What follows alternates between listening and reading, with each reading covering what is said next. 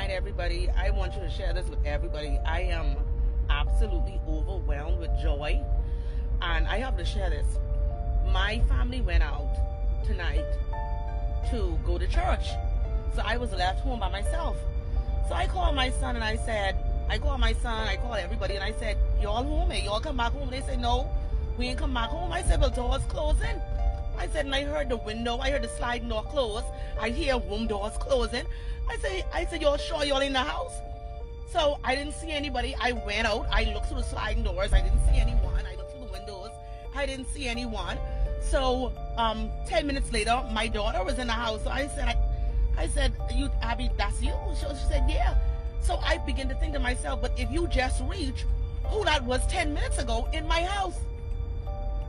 Listen to me. I got on makeup. I ain't trying to get tear up. I walk outside to my car. To leave about 20 minutes later. So a young man walks in my driveway and I was alert, so I jumped. And he said, I want to apologize to you. I said, apologize to me for what? Because I'm trying to figure out what is he even doing in my driveway. And he says, I came tonight to rob you. And he lifted up his shirt and he showed me the gun. Y'all, this just happened. He lifted up his shirt, showed me the gun. He said, I came to rob your house. He said, but I remembered when you had the feeding thing at your church, you fed me and my children. He said, when you looked out the sliding door, he said, I was right by the door. He said, I looked in your face and I remembered you feed me and my children. He said, you fed me and my children. He said, and I looked in your face and he said, I could not rob you. Y'all didn't hear me. This man had a gun in my driveway. Jesus, and you can tell me God ain't a keeper? Oh, God. Oh, God. Listen to me. This man lifted up his shirt, showed me the gun, say he came to rob me. Y'all didn't hear me? He didn't know whose house he was coming to. And he walked away and I called him back and I said, sir, I said, everything I have in my bag, I want to give you. He said, no, I ain't robbing you. He said, I ain't going to do that.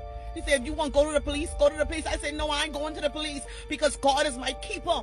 I gave that man the last $300 in my bag.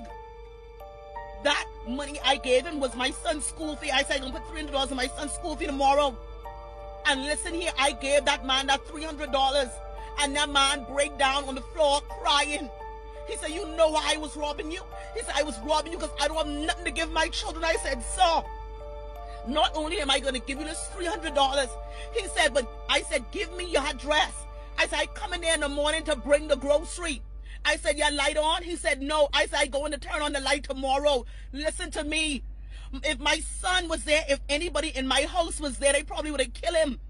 But God had a different plan. Listen, when I saw that black gun, and I know someone was in my house, God is a keeper. Y'all hear me? Y'all got to serve God. Who God keep is well kept. Jesus, Job 5:19 say God will keep you again and again. And I believe that. Y'all be encouraged. I got to go give God some praise tonight.